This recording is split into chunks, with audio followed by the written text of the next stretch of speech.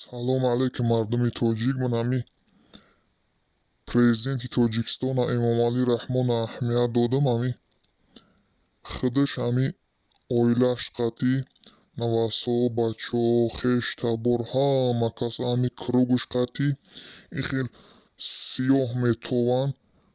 Ин хел чашмошон сиёҳ, дар чашмошон ин хел линза мондагӣ бар ин метованд. Ин хел афт сиёҳ, ин хел шпаклёвка шакидагӣ бар ин, косметика задагӣ бар ин метованд. Ё ҳамин мардуми тоҷик ҳами шумо аҳамият додед надодед, ҳами миллати ҳамиҳо чӣ боша, тоҷикда монанд нестанд тамоман.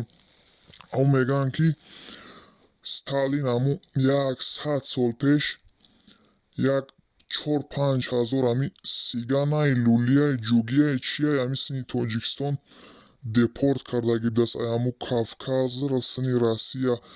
Ё ҳамуно бошанд ку мардуми тоҷик? Як фикртонро нависен дар комментария.